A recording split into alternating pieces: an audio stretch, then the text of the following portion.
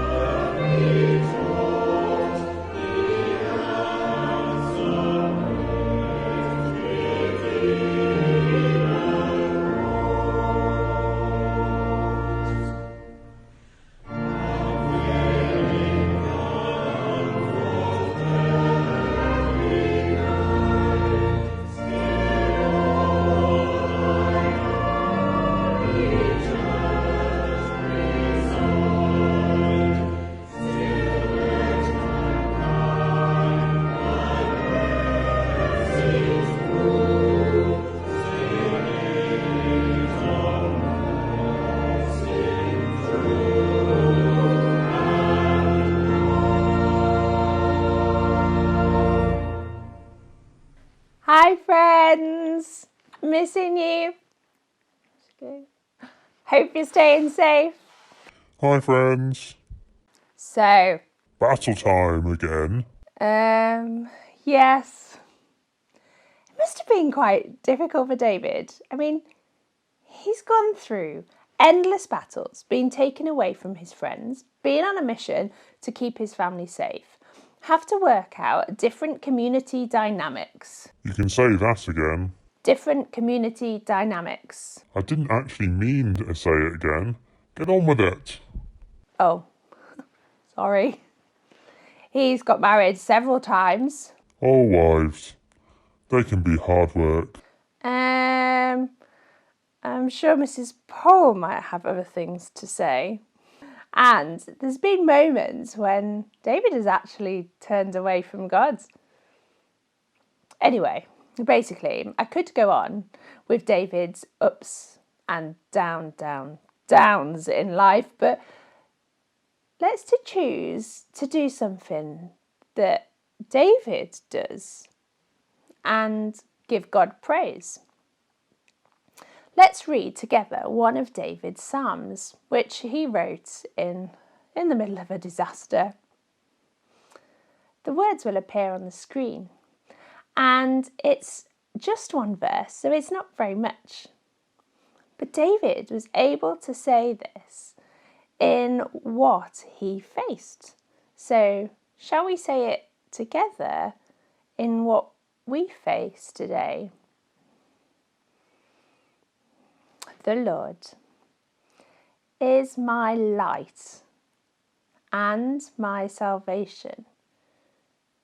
Whom shall I fear? The Lord is the stronghold of my life. Of whom shall I be afraid? Together we can do this, church family. Let's be encouraged.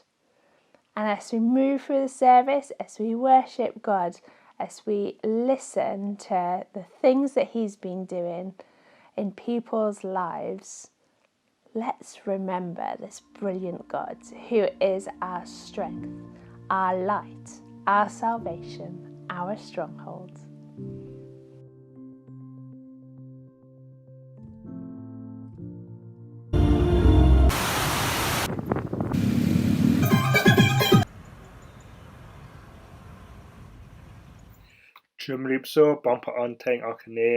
Hello, my name is Thomas. Some of you may remember me. I was a student at Aberystwyth between 2006 and 2009, and I am currently a missionary in Cambodia. I thought I'd make a little video to show you a bit of what I've been up to.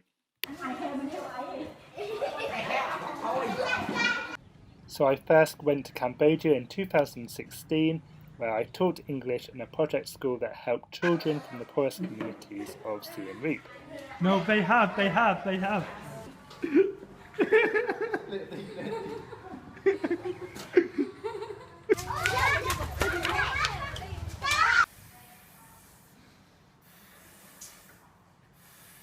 After an amazing year there, I was very much integrated within a Cambodian church and within the community. However, I had to return to the UK.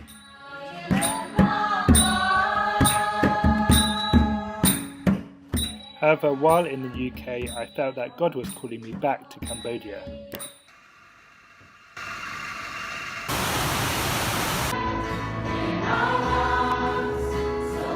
This is where I work. This is Hope School International. This is a Western style school in Phnom Penh, Cambodia. Hope School exists to allow missionaries to come to Cambodia and to serve effectively. Often the education of missionaries' children is one of the issues that can cause missionary families to return to their home country. So by having this school which provides a Christ-centred and high-standard education, it allows missionaries to stay in the country and to serve for longer. Hello, Year 9. I'm just going to go through a Peter Pan. Over the last 2 years, I've also had many other opportunities. If I say surprise, September.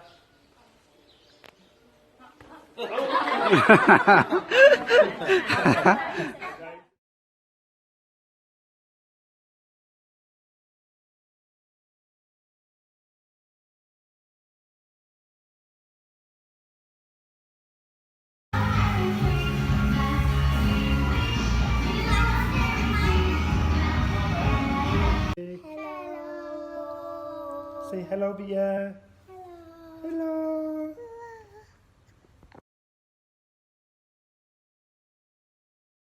So I am currently in the UK at the moment. I left my job at Hope School back in June and I returned to England in September to do a bit of training here. And then when I return to Cambodia at the end of December, I'll be doing 2 weeks of quarantine and then focusing on my language learning. So learning Khmer pretty much full time because I want to get to a very good level where I can actually preach in Cambodian.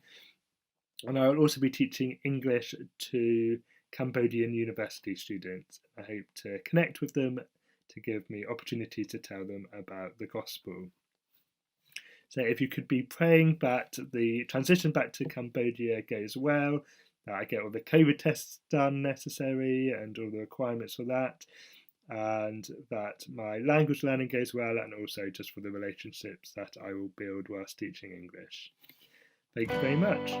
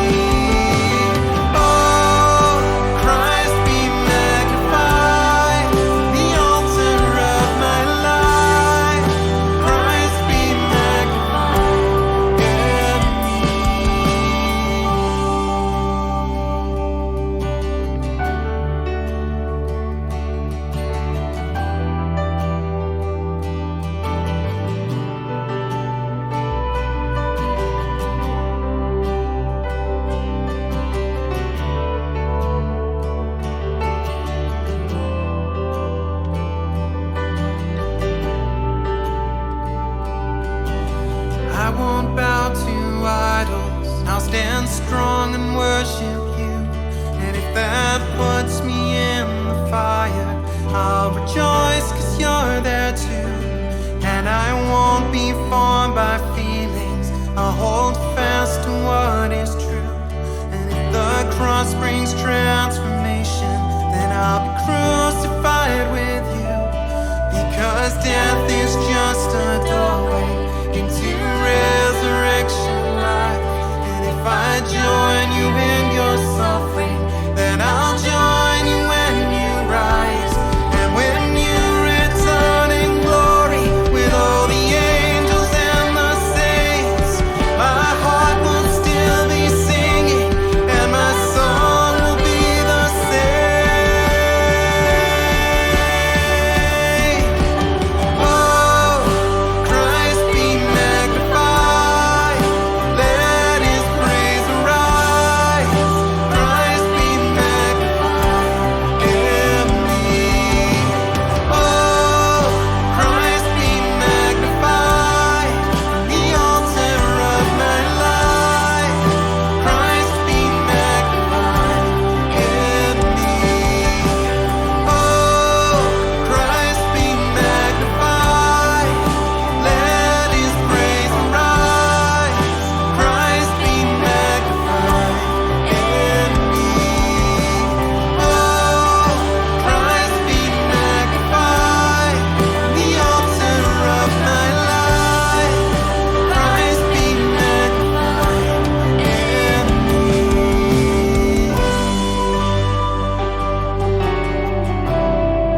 Oh, be magnified in me.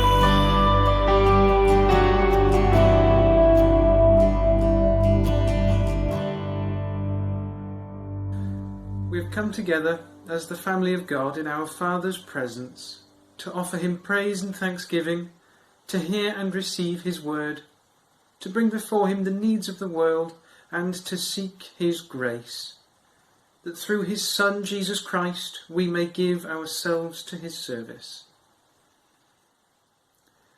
Almighty and merciful God, we have sinned against you in thought, word and deed. We have not loved you with the whole of our heart, and we have not loved others as Christ loves us.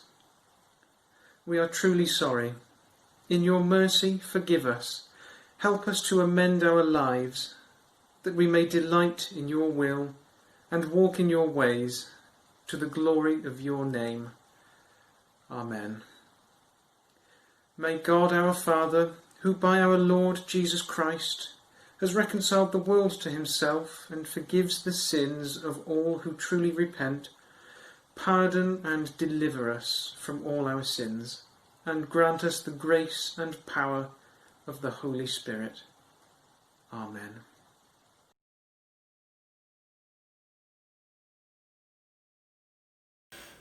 Samuel 29.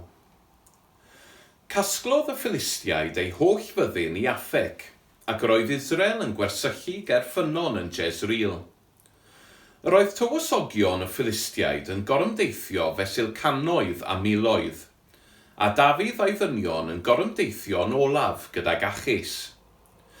Ac meddai capteiniaid y Philistiaid, pwy yw'r Hebreaid hyn?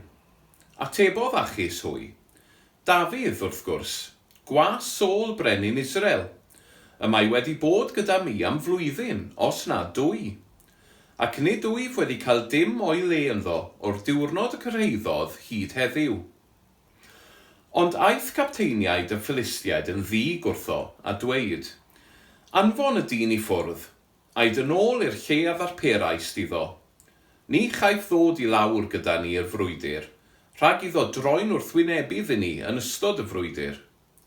Sut y gallai hwn ennill ffafr ei arglwydd yn well na ga ffennau'r dynion hyn? Ond nid hwn yw Dafydd, yr oeddent yn canu amdano yn y dawnsfeydd?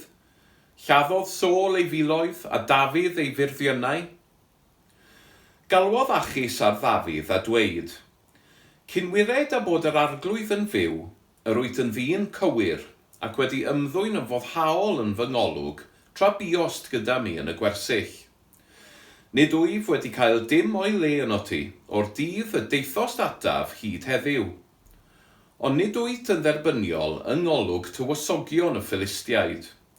Felly nawr, dychwel, a dos mewn heddwch, rhag i ti dramgwyddo tywysogion y Philistiaid.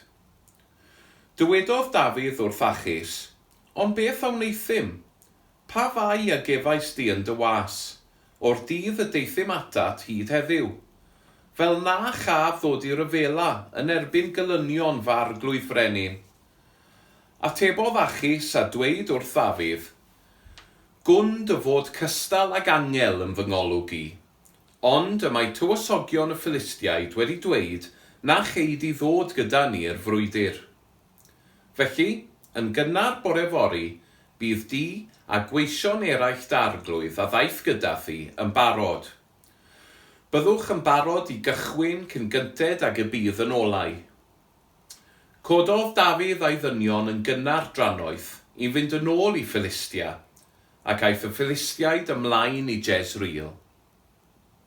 Good morning, friends, and it is such a pleasure to be with you once again. I'm not going to lie to you, it is a pretty chilly day here in Aberystwyth, which is a wonderful reminder, if we ever needed it at all, that we need to pray before we go any further. So let's pray. Father God, we thank you for your word. We thank you for the word which you have just heard, and we thank you that your Spirit is with us where we are. And we ask now that you would pour your Spirit upon us where we are, that we may hear your word and respond to your call. Amen. Now, many years ago, while I was still young and I still had hair, I had a phone call from my old university friend, and he said to me, Rhysy boy, I need you to get down to Cardiff. I need you on my pub quiz team. Rhysy boy being his nickname for me. Now at this point in our lives, we had graduated just a few months ago. I had taken my first job in Merthyr Council, and he was remaining as a student doing some postgraduate study. Now, having worked in this real job for all of 3 or 4 weeks, I thought, yes, I need to relive my student days, and I would be delighted to join you on your team. So I went down to Cardiff and we made our way to the pub for this quiz. When we were on our way, he made something of a confession to me. Very much out of character for him, he had started not 1 but 2 new relationships since we'd last seen each other. And that's right, he had 2 girlfriends at the same time. And he confessed to me as well that he was actually quite enjoying it, not least because he was getting away from it. He had done all the maths, he had done all the calculations, and he worked out that there was no way that these 2 girls would ever meet, or at least make the link back to him. Which was why when we walked in the pub and his face started to drop, I knew that something was up. And sure enough, he whispered to me that they were both there. They were with their friends, one on one side of the room, the other on the other side of the room. But even then he thought, I can get away with this. So he went to see one when the other wasn't looking, and the other the same way. And sure enough, he was getting away with it. And more than that, we were doing really, really well in this quiz. At the end of each round, we're near the top of the leaderboard, and sure enough, going into the last round, we were leading. Having messed up on a few questions, we didn't quite win, but we had made it into a tiebreaker. And out of the 20 or so teams in this quiz, 3 teams had made it into the tiebreaker. He, being the confident one of us, went up, and then he was joined, as you can probably imagine by now, by the 2 girls. Now, as if it was yesterday, I can remember what the question was to that tiebreaker. It was, how many miles are there between Mars and Earth? But to this day, I haven't got a clue what the answer is, because all I can picture and all I can remember was the startling realisation and subsequent drama that took place as everybody worked out what was really going on. And it's fair to say that he, bless him, never saw either of them ever again. Now these days he is a very successful married man with a beautiful family and a golf club membership, but he learnt a really important lesson, and that feeling for him stayed with me as well. And when we got to the reading that we have heard today, that feeling came to the front once again. And I guess it's because David was in something of a similar situation. No, he wasn't caught seeing two girls at the same time, but he was caught kind of taking two sides. David was an Israelite. He was a commander in the armies of Israel. But subsequent to this chapter, he'd thrown his lot in with one of the Philistine commanders. And this Philistine commander really liked David. He could see all the good things that he was doing. And so, when he introduced him to the other Philistine commanders, he thought, what's the problem? The problem was, these Philistines remembered who David was. They even remembered the song that went with him. Saul has slain the thousands, and David his tens of thousands. And the look of horror which would have come across their faces as they realised what was going on would have been devastating. And sure enough, they sent David away as soon as they could. He wasn't welcome, because they knew some principles that existed then which still exist now. You can't see two people at the same time. You can't support City United, and you can't fight for two armies. You have to choose a side. But for David, God was truly at work. And this reading isn't perhaps so much about the failings of David and his response with trying to fight with the Philistines, but more it's a lesson in the nature and the love of God. And it really teaches us two things about God's nature. First off, God is completely and utterly graceful in all that he does. In reality, there was nothing stopping David fighting for the Philistines. And if they had their heads screwed on properly, they could have recognised what an asset he was. He would have known all about the Israel army. He would have known all about their tactics. He was a dab hand with a sword and a bow and arrow. He was a fine warrior. What kind of damage could he have done to them? They would have snapped him up like it was nobody's business.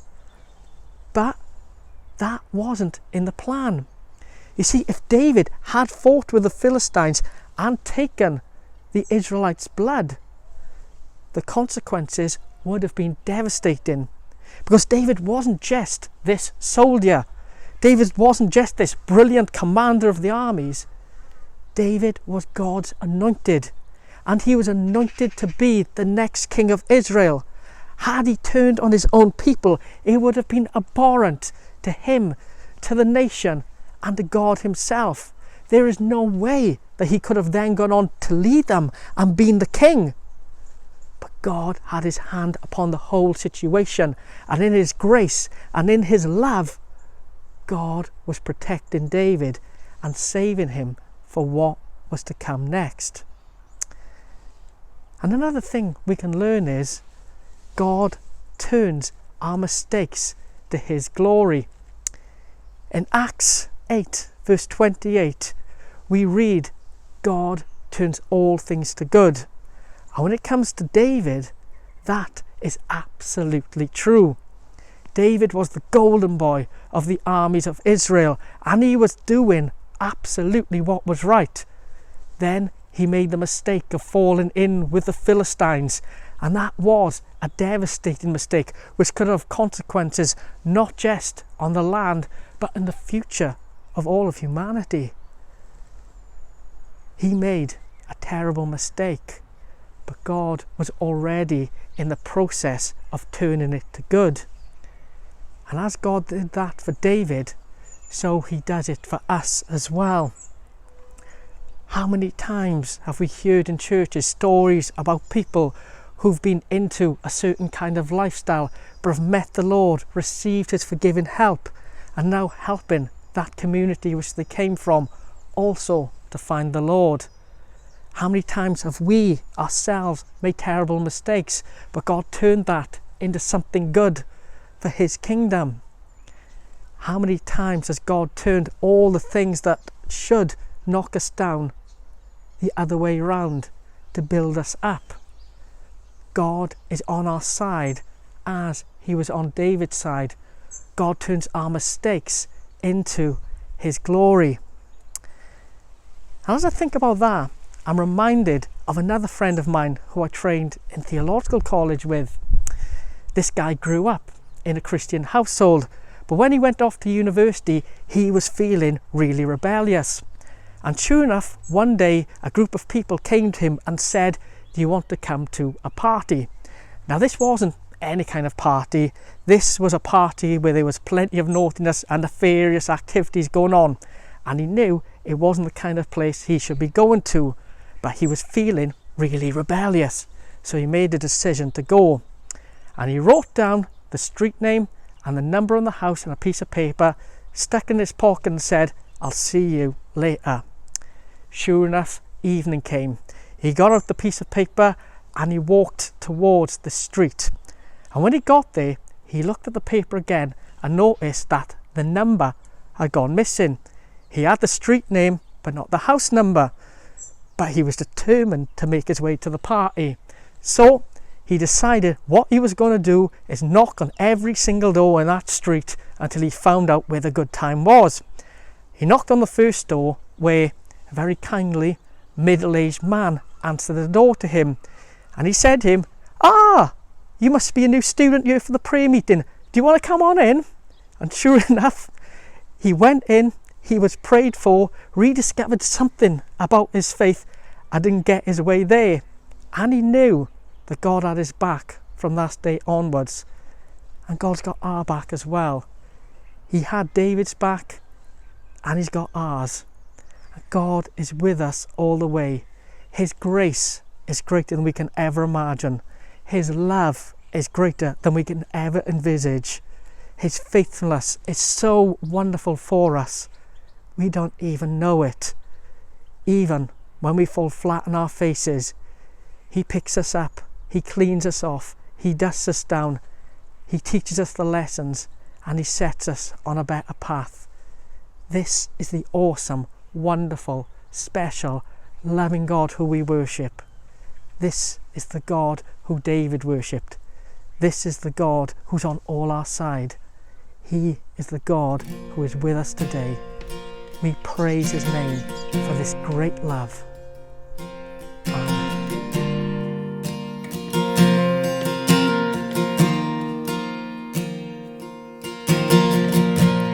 My Jesus, my Savior, Lord, there is none like you. All of my days I want to praise the wonders of your mighty love. My comfort, my shelter, tower of refuge and strength. Let every breath, all that I am, let it never cease to worship you.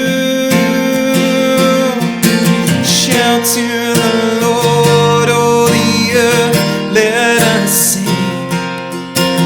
Power and majesty, praise to the King. Mountains bow down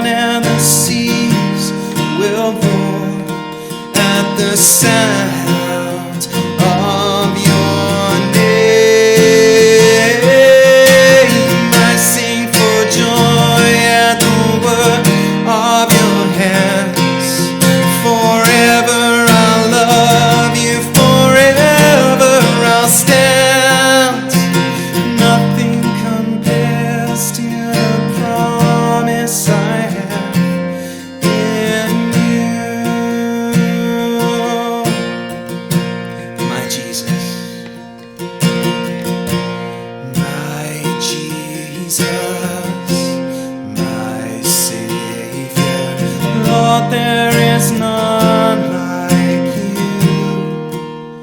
All of my days I want to praise the wonders of your mighty love. My comfort, my shelter, tower of refuge and strength, let every breath, all that I am, let it never cease to worship you. Oh, shout to the Lord, oh the earth, let us sing. Power and majesty, praise to the King. Mountains bow down and the seas will roar at the sound of your name. I sing for joy at the work of your hands. Forever I'll love you, forever I'll stand. Nothing compares to the promise I have. No, nothing compares to the promise I have. No, nothing compares to the promise I have in you.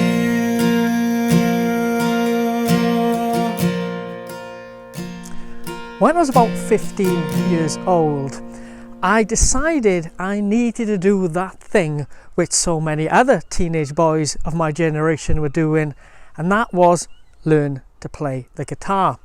And sure enough, I had a guitar for Christmas, and through a friend of a friend of a friend, my mother had arranged for me to have some guitar lessons.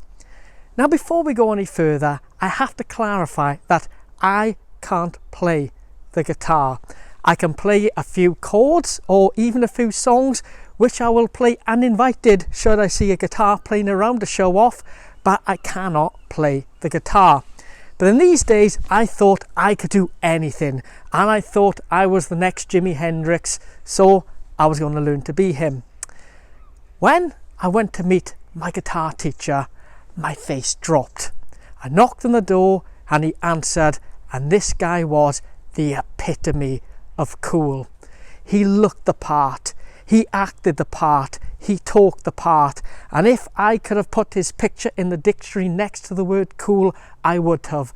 I didn't just like him, I wanted to be him. And we sat down in his front room with our guitars, and before we went anywhere, he said to me, "Tell me, who do you listen to? Who influences you?" And I reeled off every single name of guitarist I could think of or I'd read about just to try and impress him. One of them being Eric Clapton. And when I said his name, he stopped, he nodded, and he went, "Yeah, Clapton's a genius." You see, for him, it's not about so much what he plays, but what he doesn't play that sets him apart. And I nodded my head, though inside I didn't have a clue what he was going on about. And even now, I don't get what he meant, though I've heard the same principle applied to many things in the world, be it in art, in theatre, in books, in literature, and so on. People talk about great geniuses being those who don't so much say or do or write or create, but what they don't do that sets them apart as being brilliant. But I think I've kind of got my head a little bit round it a bit more this week when we looked at the Bible reading which was set for us this week. You see, this reading from 1 Samuel is one of the shortest that we've seen in the whole series. In fact, it's only 11 verses long. Some of these chapters have been really long, full of incredible, extraordinary details and story. But this one wasn't quite that way. And other than the story of David not being allowed to be in the Philistine armies and the ways in which God made it that way, we don't really see much going on. In fact, God gets a very sparing mention in it all. And you could easily be forgiven for thinking that God isn't mentioned at all.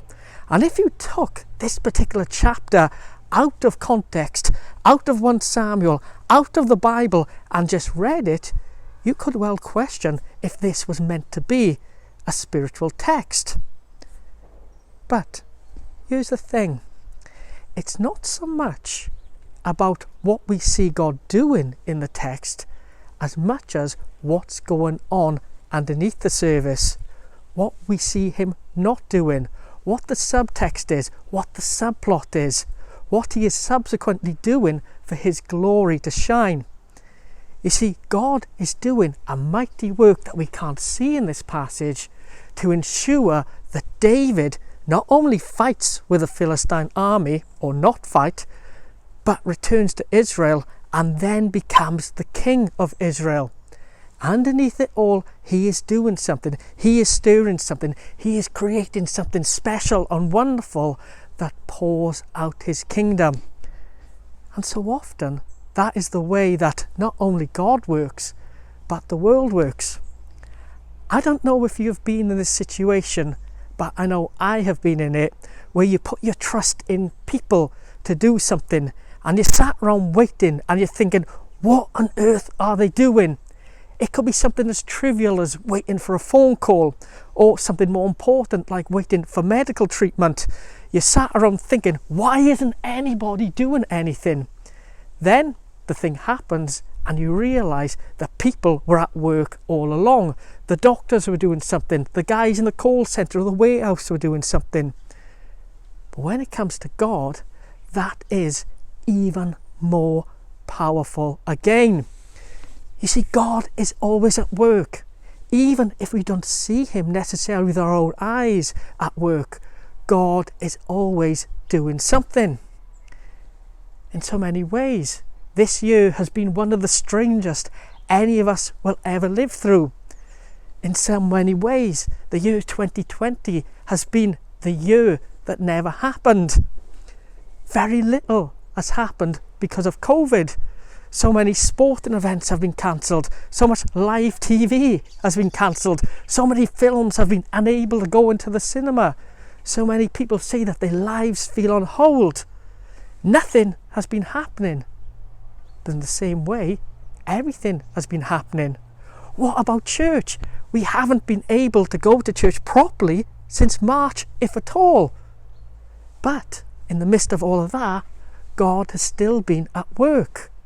You know, this year, more than any year I can remember, people have been in touch with us about the Christian faith.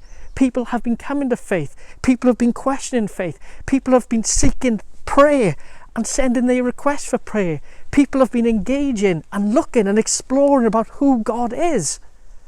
Nothing has been happening, but everything has been happening. God has truly been at work. In the midst of the quiet, God has been stirring a mighty, powerful, wonderful thing to pour out his kingdom. And I believe that this is just the beginning of it all. And I use this word, stir, advisedly, because today, to be Anglican for a moment, is the last day in the church calendar. Next week is the first Sunday of Advent and the beginning of a new year as we look towards Christmas. And by tradition, this final day of the church calendar is known as Stir Up Sunday. Now, the secular world has cottoned on to this as well, and Stir Up Sunday has become synonymous with stirring up your Christmas cake or pudding ready to make for Christmas. And today, throughout the land, I'm sure there'll be plenty of people who are going to be stirring things in bowls to get ready for Christmas. But originally, it had nothing to do with Christmas. It was about asking God to stir us up for what was coming next in the new year.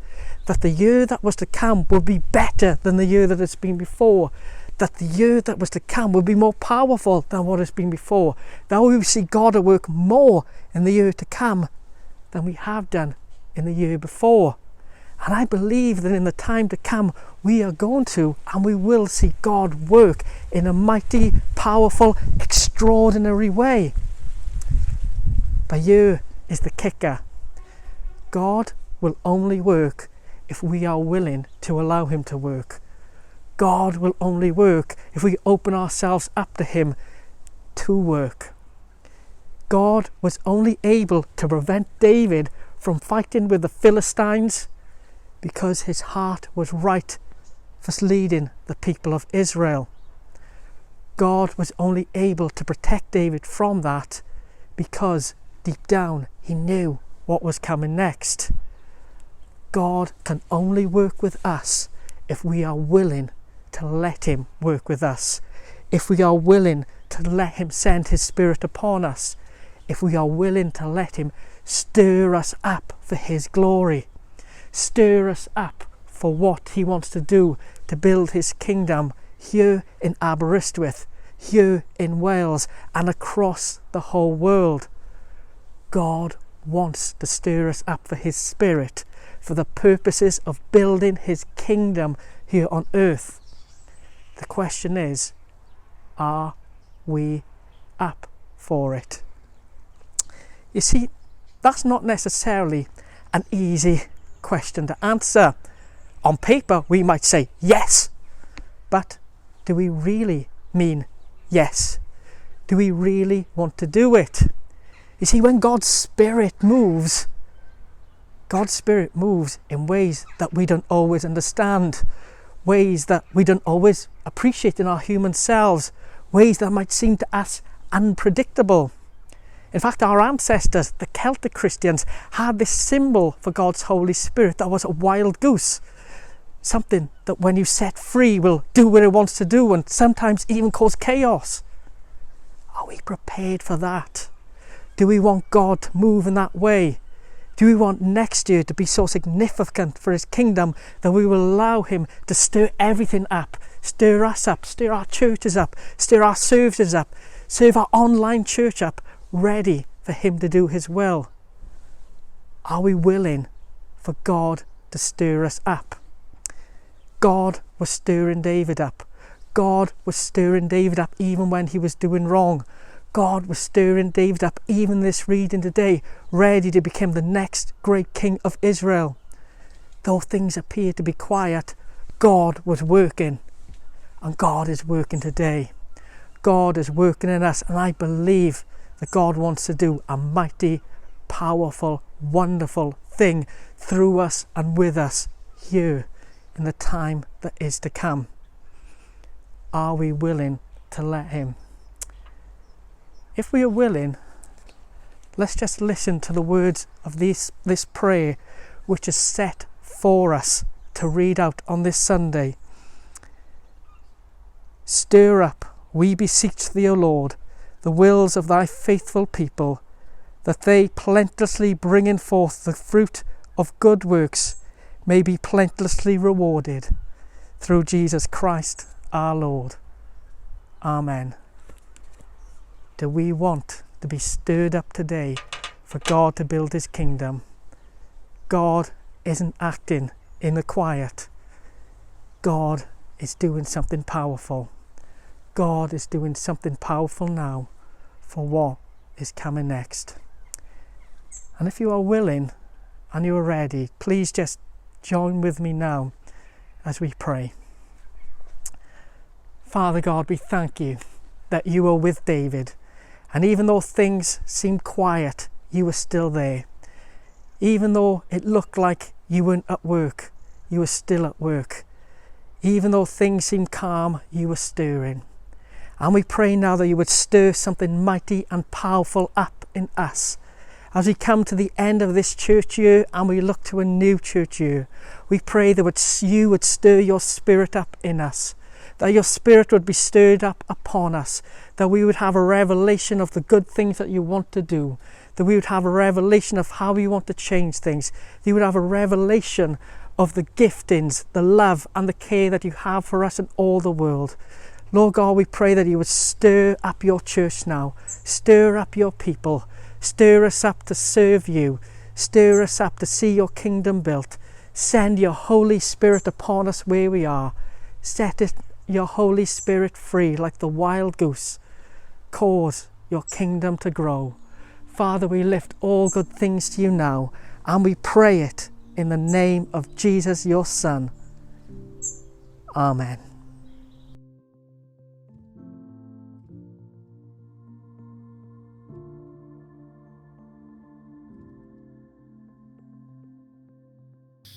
We're going to pray for our world, our nation, our local area, and then finish by saying together the Lord's Prayer.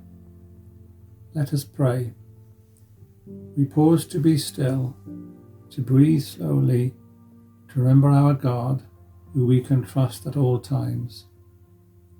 In the words of Psalm 95, "Come, let us sing for joy to the Lord. Let us shout aloud to the rock of our salvation. Let us come before him with thanksgiving and extol him with music and song. For the Lord is the great God, the great King above all gods. In his hand are the depths of the earth, and the mountain peaks belong to him. The sea is his, for he made it, and his hands formed the dry land. Come, let us bow down in worship. Let us kneel before the Lord our Maker, for he is our God, and we are the people of his pasture, the flock under his care." Thank you for the world that you have made, and we thank you that we can rejoice in your creation and all the variety of people on our earth. We each pause and give great thanks. We worship you, Father, and we bring the nations to you, the places and people you know so well. We ask for forgiveness for the wrongs that have been committed against mankind and the environment.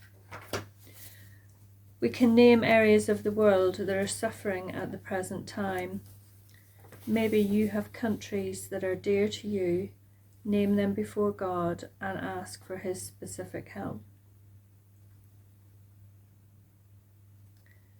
I name the countries of Syria and Lebanon, Mozambique and Ethiopia. Bring your justice and peace to war-torn places that need healing and restoration, where families grieve and pain is severe. Bring your mercy, and may many turn to you in their great need. Lord, in your mercy, hear our prayer. For our nation, Father, we thank you for our land where we live. We bring it before you and praise you for its beauty and diversity. We thank you for those and for the people who live here, those who were born here and those that have come from other places. We pray for our leaders and ask for great wisdom, for Mark Drakeford and all those who make decisions in the Senedd, for Ben Lake and Ellen Jones and our local council leaders. We pray that they will make decisions which are honourable and respectful. May they help those who are most disadvantaged in our society, and may they ask you for help in their work and lives. We thank you for their service on our behalf, and we ask that you will protect them and their families. Lord, in your mercy, hear our prayer. For all the churches in our area, we give you great thanks. Strengthen the leaders and also lay people who volunteer in many different roles. Give great wisdom in making decisions during this time.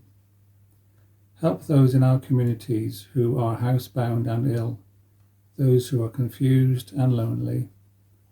Provide your comfort and solace, and send people to show they are loved. We pray that your word will be spoken by those who love you, that many more will come to know of your goodness and love. Awaken a deep longing in people across our towns and villages for you, and answer the cries of those who seek you and need your help. We name those we know today who need help in their current circumstances. We finish by saying the Lord's Prayer together in the language of your choice. Our Father, who art in heaven, hallowed be thy name. Thy kingdom come, thy will be done, on earth as it is in heaven. Give us this day our daily bread, and forgive us our trespasses, as we forgive those who trespass against us. And lead us not into temptation, but deliver us from evil. For thine is the kingdom, the power and the glory, forever and ever. Amen.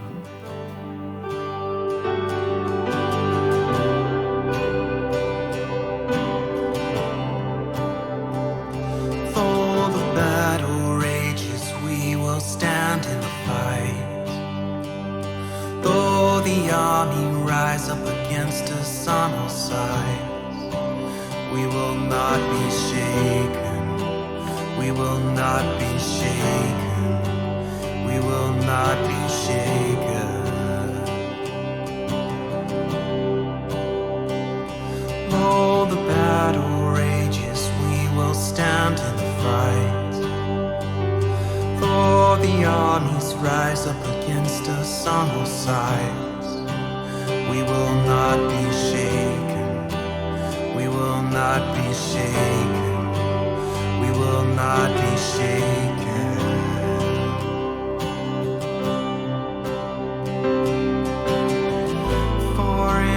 Hour of our darkest day, we will not tremble, we won't be afraid. Hope is rising like the light of dawn. Our God is for us, he has overcome.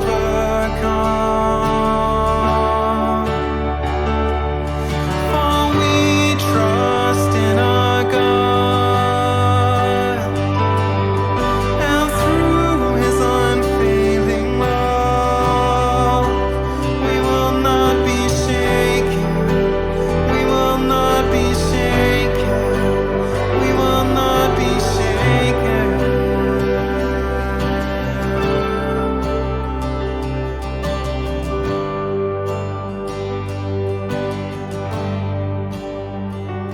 Though the battle rages, we will stand in the fight. Though the armies rise up against us on all sides, we will not be shaken. We will not be shaken. We will not be shaken.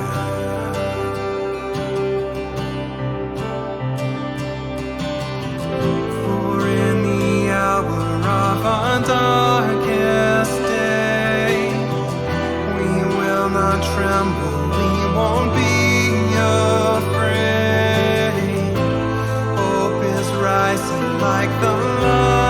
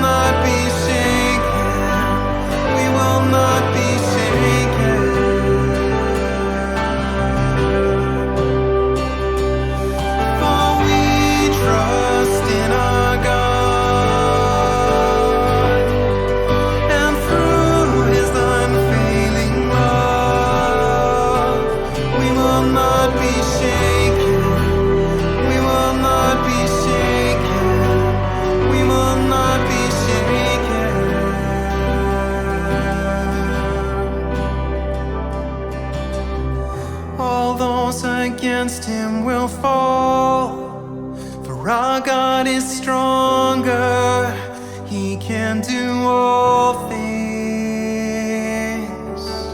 No higher name we can call, for Jesus is greater, he can do all things. All those against him will fall, for our God is stronger, he can do all things. No higher name we can call, for Jesus is greater, we can do all things.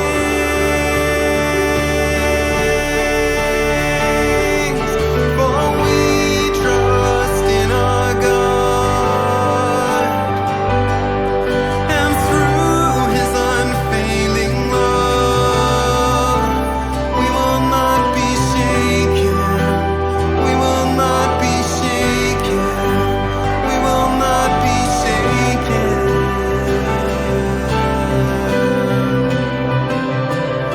For we trust in our God, and through his unfailing love, we will not be shaken, we will not be shaken, we will not be shaken, we will not be shaken, we will not be shaken, we will not be shaken.